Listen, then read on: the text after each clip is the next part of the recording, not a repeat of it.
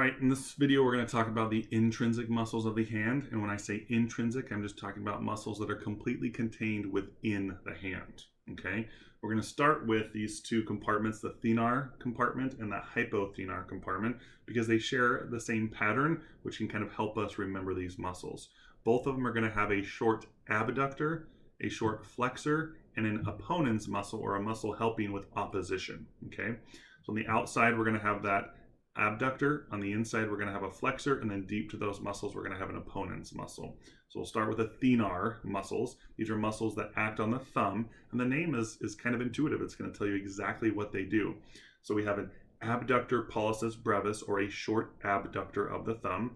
We have a flexor pollicis brevis, which is a short flexor of the thumb, and then deep to those an opponent's pollicis, which is going to help oppose the thumb. Okay, all three muscles are going to attach from the flexor retinaculum, and then the tubercles of the scaphoid and the trapezium, which are carpal bones. The opponent's pollicis is going to reach up and attach to the lateral side of the first metacarpal.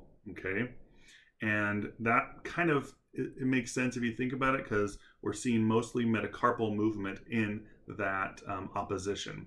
Whereas the flexor and the abductor, both of those short muscles, they're going to reach up and attach the lateral side of the base of the proximal phalanx to help with flexion or abduction at that metacarpophalangeal joint. Okay, and all three of these muscles are going to be innervated by the recurrent branch of the median nerve. Okay, then if we look at the hypothenar muscles, okay, muscles acting on the fifth digit, or the pinky. Okay, we have an abductor digiti minimi, small digit abductor, a flexor digiti minimi brevis, small or short flexor of the small digit, and then deep to that an opponent's digiti minimi, which is going to oppose the small digit. Okay, so again, if we come with the attachment here from the flexor retinaculum, and the opponent's digiti minimi is going to come from the hook of the hamate. All right, it's going to come up and attach to the medial aspect of that first metacarpal. Okay, and then when we have our flexor and our abductor, they're going to come from the pisiform bone and come up and attach to the base, the medial aspect of the base of the proximal phalanx. Okay, they're all innervated by the ulnar nerve. Okay, so to review, kind of put that in kind of the simplest terms we can, we have three muscles on each of them, right? The opponent's muscle on both of those is going to attach to the metacarpal bones, okay, of the respective digits. Then the flexor and the abductor are going to attach to the proximal phalanx of the respective digit, okay? And our thenar eminence or thenar muscles are innervated by the recurrent branch of the median nerve, whereas our hypothenar muscles are innervated by the ulnar nerve. There's another muscle acting on the thumb, and it's called the adductor pollicis, ADD, and it's going to adduct the thumb towards the palm. It has two heads, a transverse and an oblique head, coming from the second and third metacarpals. Okay, and it's going to attach on the medial side of the base of the proximal phalanx of the first digit, or of the thumb. Okay, the innervation gets a lot of people on this, because you're going to want it to be the median nerve, because it's right here on the thumb with the thenar eminence, but it's actually the ulnar nerve. So this really strong adductor of the thumb is going to be innervated by the ulnar nerve. So adductor pollicis is innervated by the deep branch of the ulnar nerve. Then we have the lumbrical muscles. And these muscles are really cool because they're very unique. They actually originate on the four tendons of the flexor digitorum profundus, which comes up and attaches to our distal phalanx to actually flex the distal interphalangeal joint. And then, so they attach right to the tendons of the flexor digitorum profundus, then they wrap around and attach to the extensor hood, or the extensor expansion of digits 2, 3, 4, and 5. In the attachment, the unique aspect of this attachment helps us understand the action. So what they do, simply, if you can do this motion, right, they flex the metacarpophalangeal joints and extend the interphalangeal joints, both the proximal and distal interphalangeal joints. Okay, commonly called MP or MCP, and the IP joints, which the proximal can be the PIP and the distal can be the DIP. Okay, the reason why this happens, if you think about that attachment coming anterior on the flexor digitorum profundus, so we're anterior to the axis of rotation for our metacarpophalangeal joint. Then we come posteriorly and attach to our extensor hood, and now we're posterior to the axis of rotation for our IP joints. So as that muscle kind of tightens or contracts, it's going to pull us down into this position.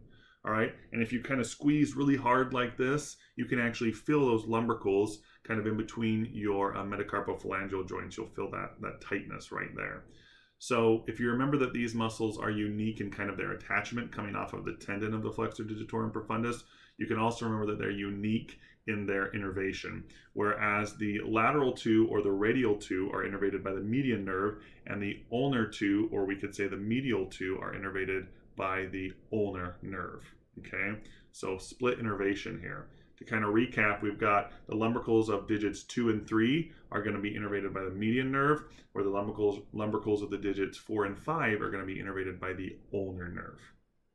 Okay, the last two groups of intrinsic hand muscles are called interossei muscles, inter between ossei bones, and these are in between the bones, the metacarpal bones actually. We have some on the back or the dorsum and some on the front or the palmar aspect.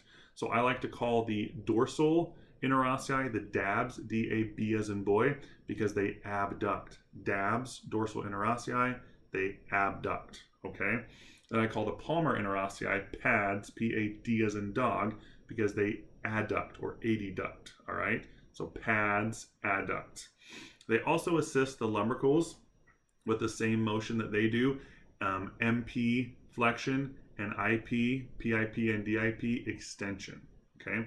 They all attach from the metacarpals, come up to the proximal phalanges, and then also attach to that extensor expansion, kind of like the lumbricals again. And the nice thing is that the deep branch of the ulnar nerve innervates all of these. So I think the ulnar nerve is kind of the king of intrinsic muscles. We see more issues with intrinsic or fine motor movements when we lose ulnar nerve innervation. And then we do have some exceptions with the median nerve, which I'll review again at the end of this video. You could simply memorize that there's 4 dorsal interossei and 3 palmar interossei, and that's fine, but I want to show you how to kind of work through the rationale for them so that you're not just memorizing it, you're understanding it, so it'll help you if on a test or if you're evaluating a client in the future. So think of the third digit as our reference point, okay? So when we talk about adduction or abduction, right, we're talking about moving away or towards the third digit. So I want you to abduct your digits and think about what digits need to be abducted. All right, our middle finger can abduct, so we're going to have a dorsal interossei on either side of our third digit for that abduction. Okay, our second and our fourth digits also abduct away from our middle finger, so we're going to have a dorsal interossei for both of them. Do we need one for our fifth digit? No, because if you remember in the hypothenar eminence, we already have a short abductor, and the same goes for our first digit or our thumb. We already have a short abductor from our thenar eminence. So therefore, we only need 4, right? We have 1, 2, 3, 4 dorsal interossei to abduct digits 2, 3, and 4, okay? Now, let's look at the palmar side. So the PADs, or the palmar interossei, which adduct, ADD, okay?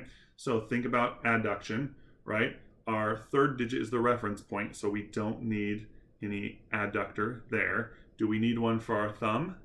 No, because we have a really strong adductor pollicis that already does that, okay? So the only digits that need to be adducted, ADD, is going to be our second digit, our second digit, our fourth digit, and our fifth digit.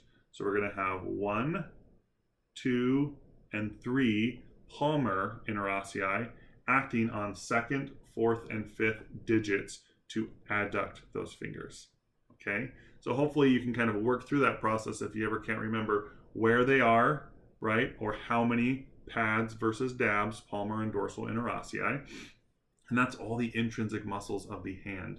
So to recap, when in doubt, if it's on a test, you can probably guess the ulnar nerve, but I don't want you to have to guess. So let's remember kind of the exception to the ulnar nerve. What muscles are not innervated by the ulnar nerve? And that would be our thenar eminence, right? So we have our abductor and flexor pollicis brevis and our opponens pollicis, right? Those three muscles are the recurrent branch of the median nerve, and then the only other two unique exceptions are going to be the lumbricals of the second and third digit, okay, or our first and second lumbricals. They're also going to be innervated by the median nerve.